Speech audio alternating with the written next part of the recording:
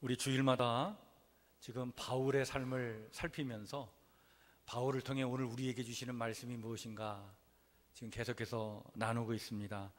그래서 바울과 길을 걷다라고 하는 주제를 가지고 우리가 지금 말씀을 나누고 있는데, 오늘은 네 번째, 저항은 불가능했습니다 라고 하는 제목의 말씀을 나누고자 합니다.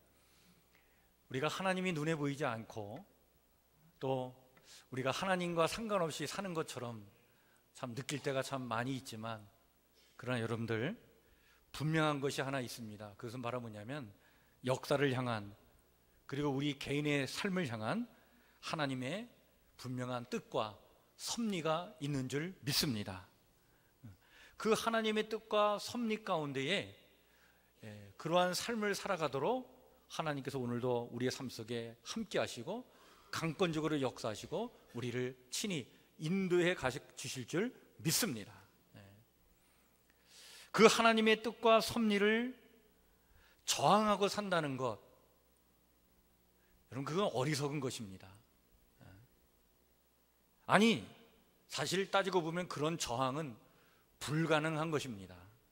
왜냐하면 하나님의 뜻은 굽히지 않고 기필코 이루어지기 때문에 그렇습니다.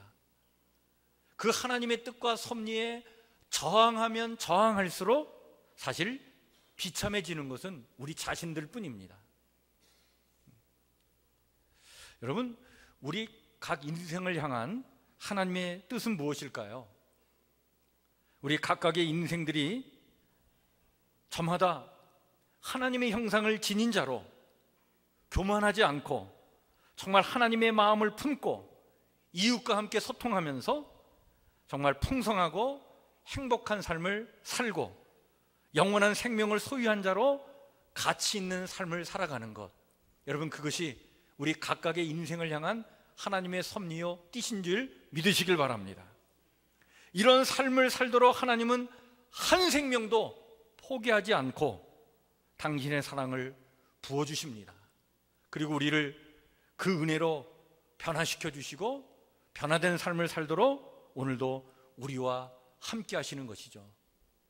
이런 변화된 삶을 체험하고 살아가는 사람들이 우리 주변에 많죠. 아마 오늘 이 자리에 나와 예배를 드리는 여러분들도 그런 체험을 갖고 있는 분들이 많이 있을 것이라고 봅니다.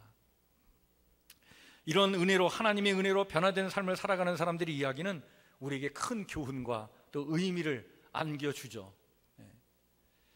몇 년 전에 가수 조화문 씨가 목사가 되었다고 하는 소식이 있었는데요, 자신의 변화된 삶을 다룬 내 아픔 아시는 당신께라고 하는 책이 출간되면서 더 많은 관심을 끈 적이 있었습니다.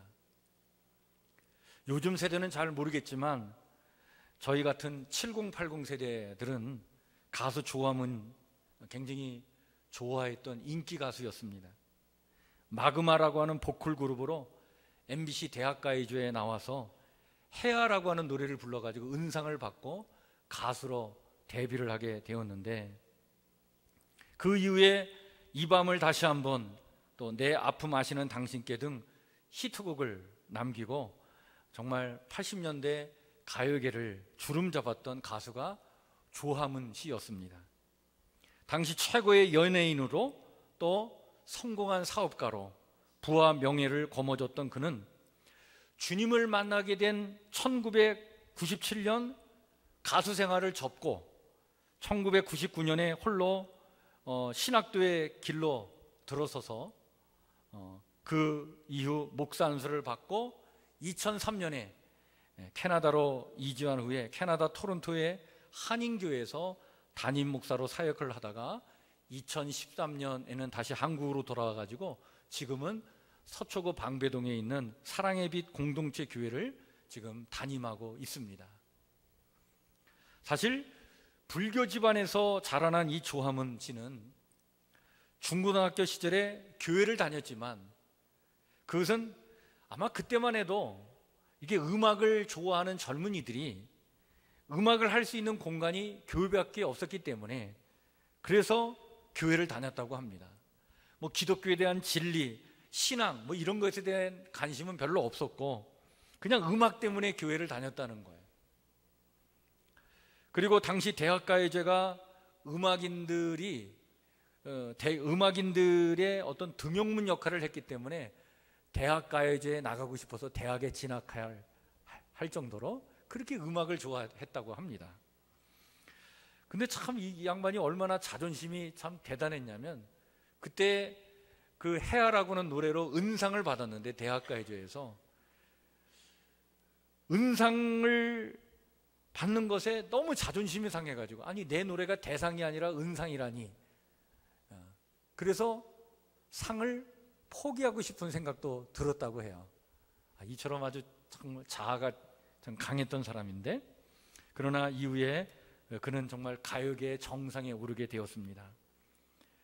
그 정상의 자리에서 그는 자신의 그 재능과 또 그 재능으로 인기를 얻고 또 그와 함께 부를 또 얻는 그러한 어떻게 보면 영광의 자리를 얻게 되었는데, 그 부와 명성을 누리게 되면서 그러나 내면으로는 너무나 공허함을 느끼게 되었다는 거예요.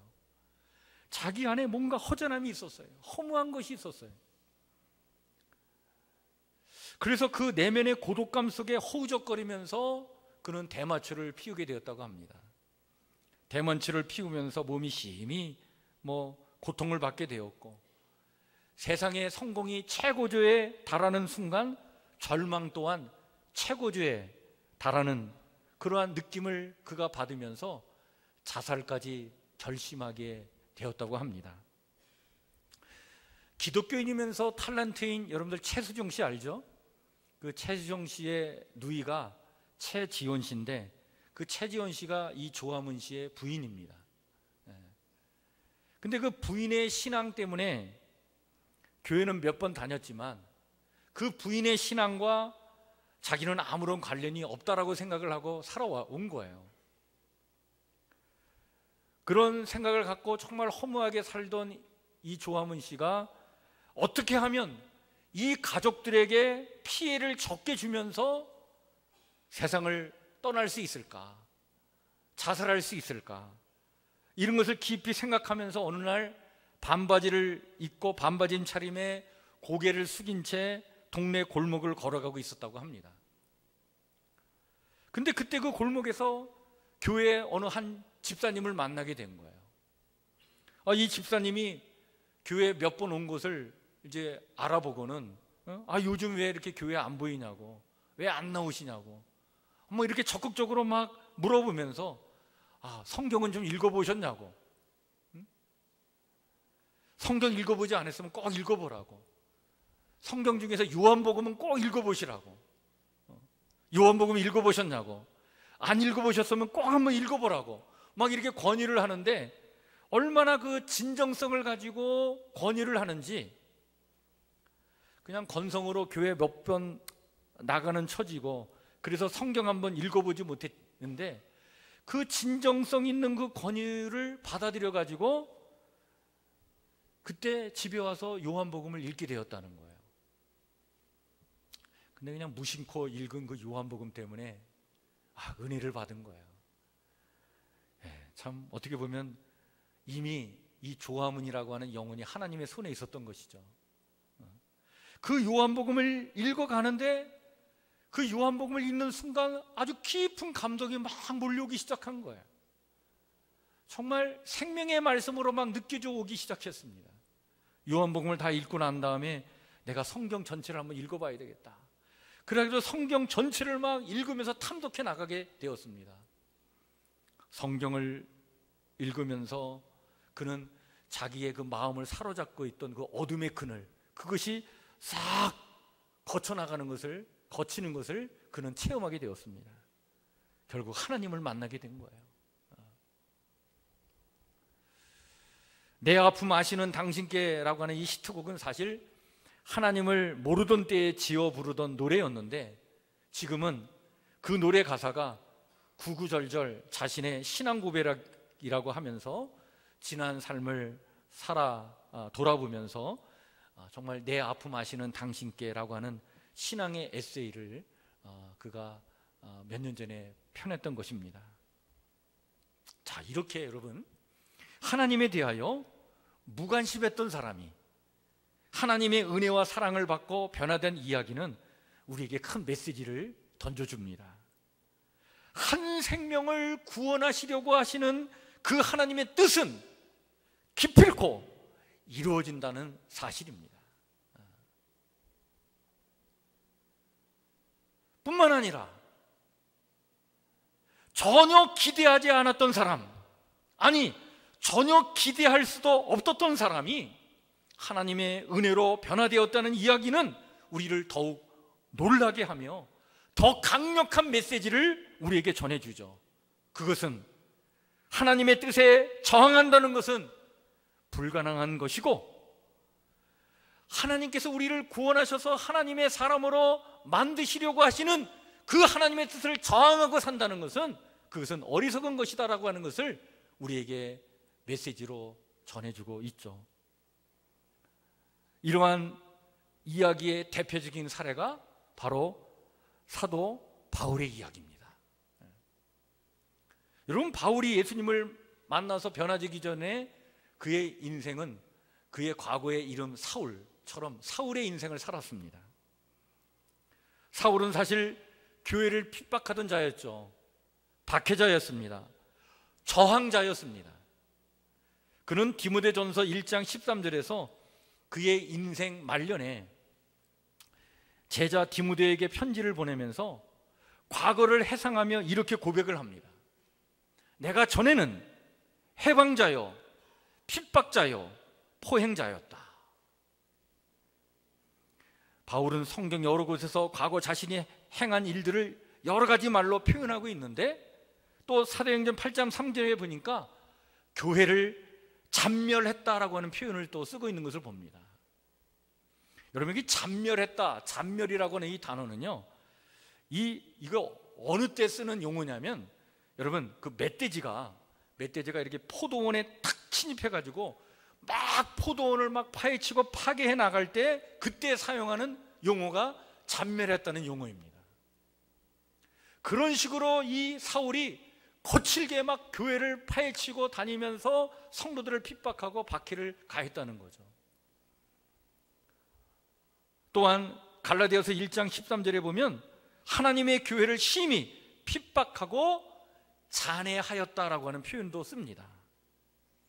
여기 이 잔해하였다라고 하는 이 표현은요, 군대가 도시를 약탈할 때 그때 묘사하는 그런 용어입니다. 이것이 과장된 표현이 아니라면 당시 그리스도인들의 입장에서 보면 이 사울이라고 하는 존재는요, 하나님의 은혜로 그리스도인이 된다? 이건 감히 상상조차 할 수 없는 일이었습니다. 저런 인간이 변화를 받아 있을 수 없는 일입니다. 불가능한 일이라고 생각을 했을 것입니다. 성경에는 구체적으로 언급되어 있지 않지만 사실 이 사울은요, 분명 예수님과 동시대를 살았던 사람입니다. 따라서 이 사울은 예수님의 소식도 들었을 거예요. 그리고 예수님의 그 가르침을 간접적으로라도 접했을 것입니다. 그렇게도 많은 사람들이 감동하였고 흥분했던 예수님의 행적에 대하여 들었지만, 그러나 그것을 거부했던 거예요. 그것을 저항했던 것입니다. 특별히 유대인의 율법에 나무에 달려 죽은 자는 하나님의 저주를 받은 것이라고 그렇게 규정되어 있고, 그 사실을 그대로 받아들였던 이 사울의 입장에서 그 나무에 달린 예수가 메시아라고 하는 그 소리를 미친 자의 소리로 여겼던 것입니다. 이런 이유로 인해서 예수에 대한 저항은 실로 사울에게 있어서는요, 그렇게 격렬했고 또 과격했으며 무자비하게 나타났다라고 볼 수 있습니다. 그러나 그의 스승 가마리엘은 이 예수의 가르침을 따르는 예수의 제자들에 의해서 일어난 예수 운동에 대하여 상당히 좀 관용적이었던 것을 우리가 알게 되죠. 사도행전 5장에 보면 베드로와 요한이 복음을 전하다가 체포되어 산헤드린 공의에 끌려가 신문을 받게 됩니다. 그 신문의 자리에서 저 베드로와 요한을 처형하라고 하는 거친 소리가 일어날 때에 이 사울의 스승이었던 가마리엘이 이런 말을 합니다. 이 사람들에게 어떻게 하려는 것을 조심하십시오. 그들의 사상과 소행이 사람에게 났으면 무너질 것이지만 만일 하나님께로부터 났으면 당신들이 저희를 무너뜨릴 수 없겠고 도리어 하나님을 대적하는 자가 될까 두렵습니다. 그러면서 이 가마리엘이라고 하는 스승이 중재에 나서서 결국은 놔두라 말이지, 이 베드로와 요한을 놔두라 말이에요. 그렇게 중재하죠. 결국 그래서 이 베드로와 요한이 그 산헤드린 공의에서 심판을 받다가 풀려나게 됩니다.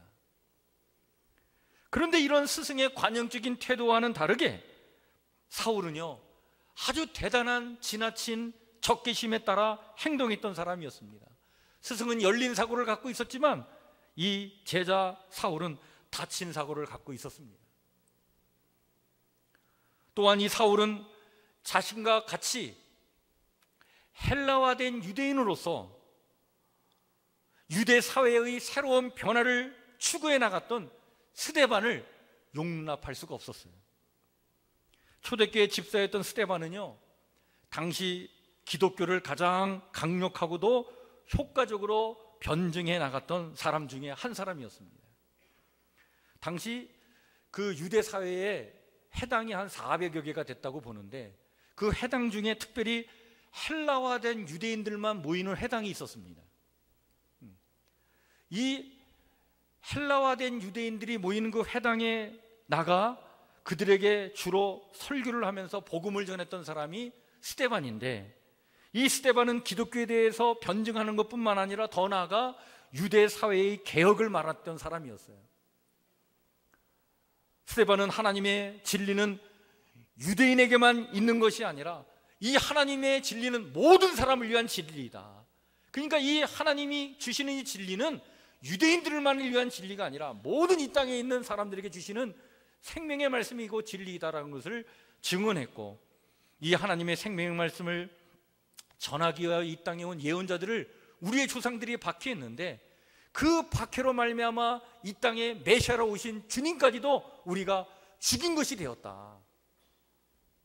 그러면서 이 복음을 전할 뿐만 아니라 유대 사회의 개혁을 전하게 되었는데, 이 스데반의 이 예언자적인 메시지를 사울이 이것을 받아들이지 않았던 거예요. 이 소리를 저항했던 것입니다. 그래서 무리들과 함께 스데반을 신성 모독죄로 몰아세워서는 그를 끌고 나가 돌로 쳐 죽이는 일에 주동자로 가담을 하게 되죠.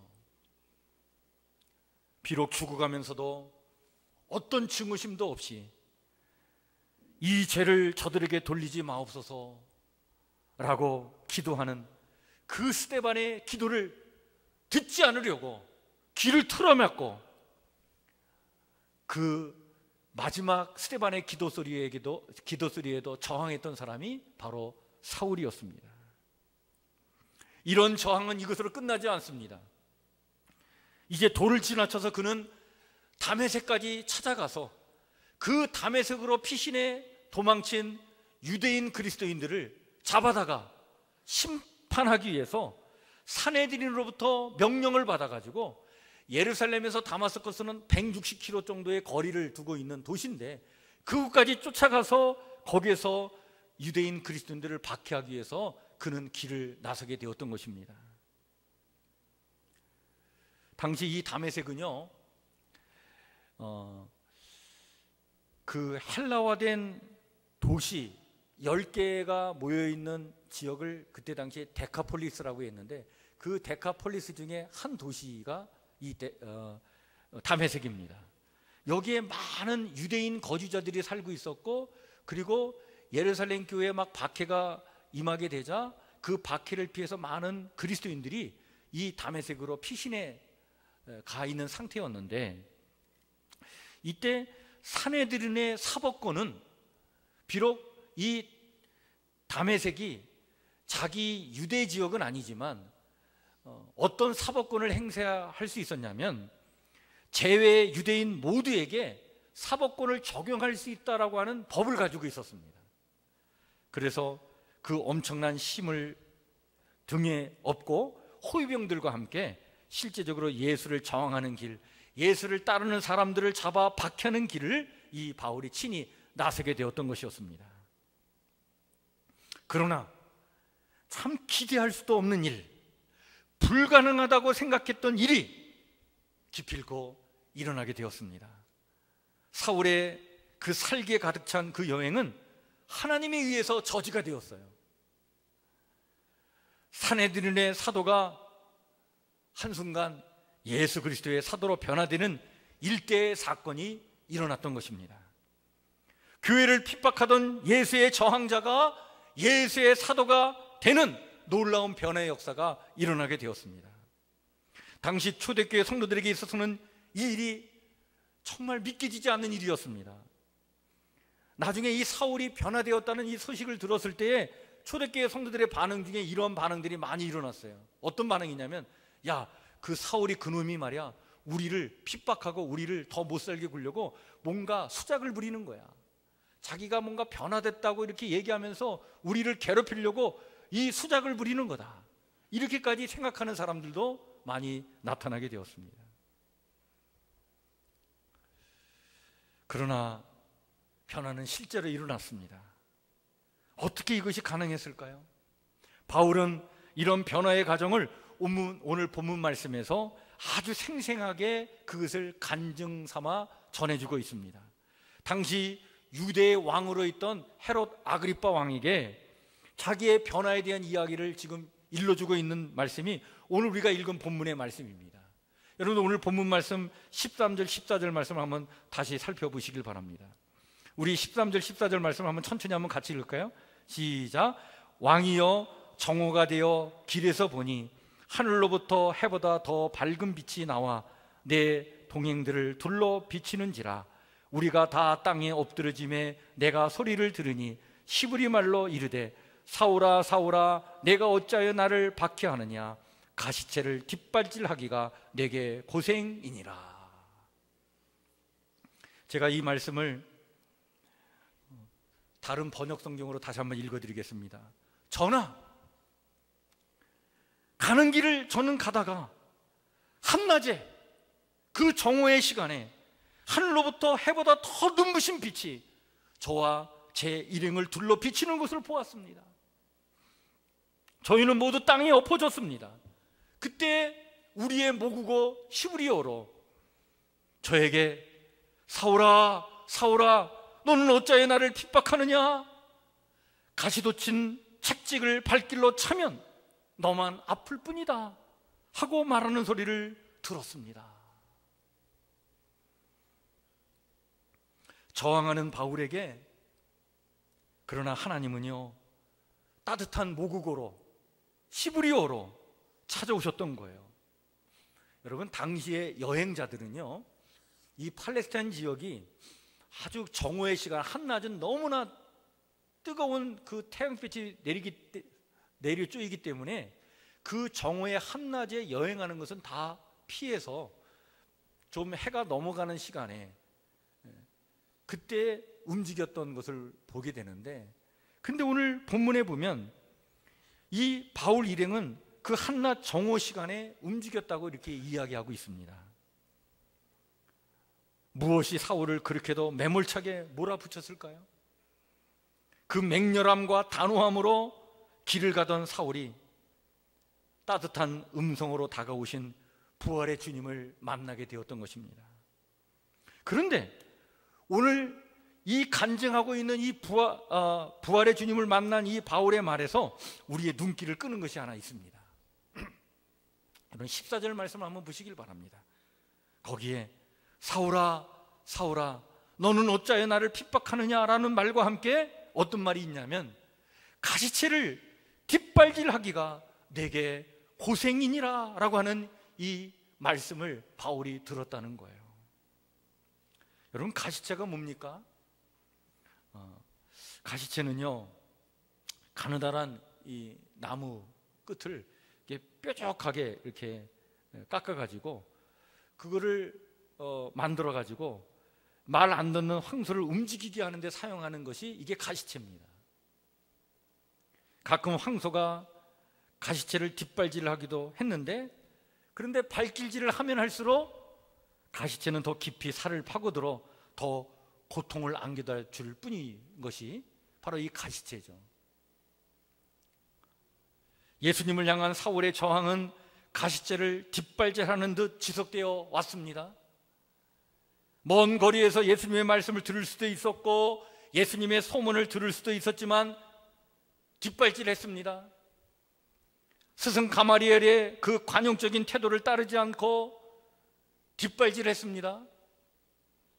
같은 처지의 헬라화된 유대인이었던 스데반의 그 예언자적인 그 메시지에 등을 돌리면서 그는 뒷발질을 했습니다. 어떤 증오심도 없이 죽어가던 스데반의 그 얼굴을 외면하면서 저항에 뒷발질을 했습니다. 그 뜨거운 정오의 햇살에 저항하듯이 하나님의 은혜의 햇살에 저항에 뒷발질을 해왔지만 상하는 것은 누구였냐면 자기 자신이었다는 것을 그는 깨달아 알게 된 거예요. 그 순간 그렇게 저항하며 살아왔던 사울이 부활의 주님 앞에 무릎을 꿇습니다.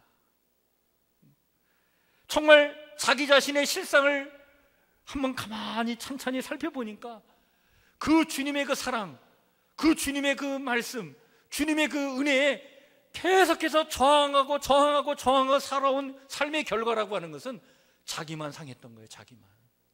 자기만 괴로웠던 것입니다.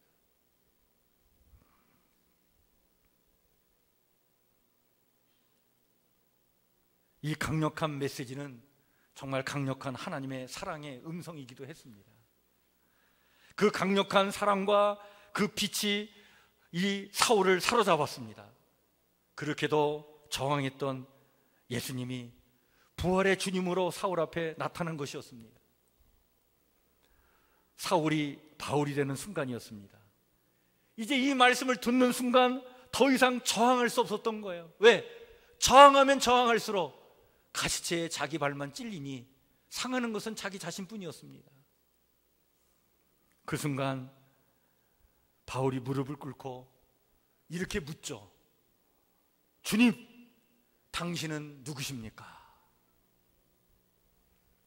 여러분, 이것은 저항의 목소리가 아닙니다. 이것은 항복의 목소리입니다. 주님, 제가 졌습니다 라고 하는 고백입니다. 바울의 이런 변화의 체험은 우리에게 분명하고도 강력한 메시지를 전해주고 있습니다. 여러분, 하나님을 향한 저항은 불가능하다는 사실입니다. 하나님을 향해서 저항하면 저항할수록 상하는 것은 내 자신뿐이라는 사실이죠. 혹시 성도 여러분들 중에 여전히 계속해서 하나님의 사랑에 반항적으로 또 의도적으로 저항의 발길질을 하고 계신 분이 계십니까? 기억하시길 바랍니다. 하나님이 여러분도 가시채 막대기로 찌르실 것이라고 하는 사실을 기억하시길 바랍니다. 조만간 여러분들 중에 그 누구는 그분의 손길을 깨닫게 될 것입니다. 가시채를 뒷발질하는 것이 얼마나 어리석은 일인지 깨닫게 될 인생의 어느 시점까지 하나님은 여러분을 이끌어 가실 것입니다. 그러나 너무 길게 가지 않길 바랍니다. 폭풍우를 기다리지 말고 비가 조금 내리는 지금 무릎을 꿇고 자신의 문제를 해결하시기를 바랍니다.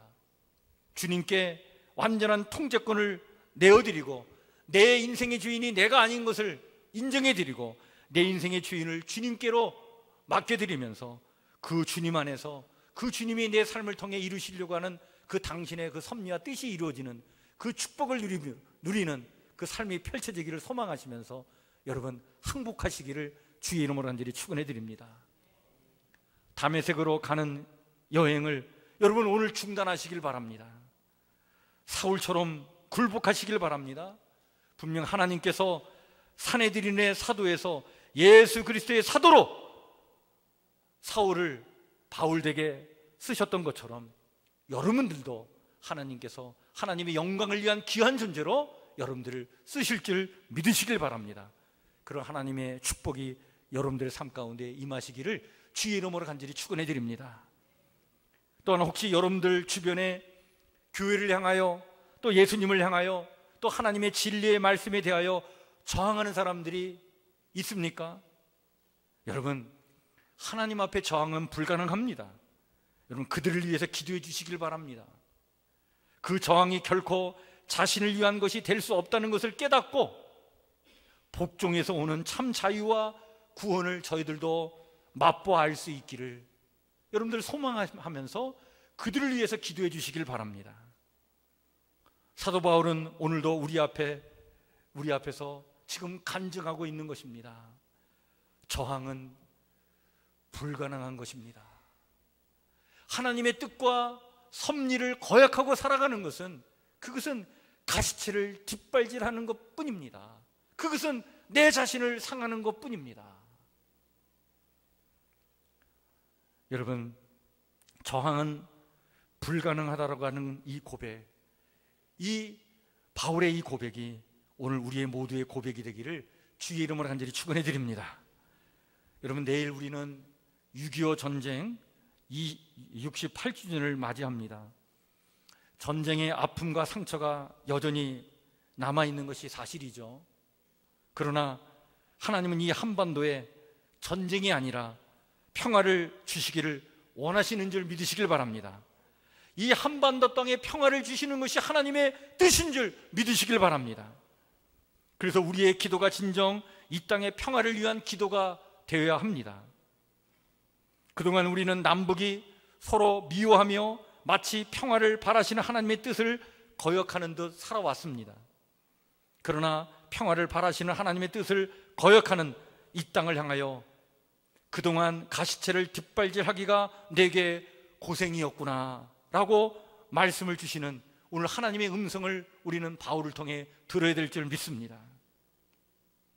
평화적인 노력 외의 그 어떤 것으로도 여러분, 전쟁의 아픔과 상처를 치유하고 극복할 수 있는 길은 없는 것입니다. 아니, 그 평화적인 노력 외에 다른 것으로 이것을 추구하려고 하면 할수록 여러분, 그 6.25 전쟁의 아픔과 그 상처는 더욱더 깊게 만들어질 뿐인 것입니다. 하나님은 기필코 이 땅에 평화를 주실 것입니다. 그동안 이 땅을 위해 흘렸던 숭고한 피와 땀과 눈물들을 아시는 하나님께서는 평화를 이루게 하셔서 우리의 눈에서 눈물을 닦아 주실 줄 믿습니다. 그날 우리는 고백할 것입니다. 아, 그렇구나. 저항은 불가능한 것이었구나. 평화를 이루시려는 하나님의 뜻을 거역하여 분노와 적개심과 시기심으로 서로 싸워왔던 모든 것들이 부질없던 것들이었고 가치 없었던 것들이었고 그리고 하나님의 뜻에 저항했던 그 모든 것들이 결국 돌이켜보니 우리를 스스로 괴롭힌 역사였구나라는 것을 깨달을 날이 반드시 오게 될 줄 믿습니다. 여러분, 하나님의 구원과 자유와 평화를 이루시려는 그 역사에 저항하는 것은 불가능한 것이고 그리고 어리석은 것입니다. 이런 하나님의 강권적인 역사가 오늘도 우리와 함께하고 있음을 믿으시길 바랍니다.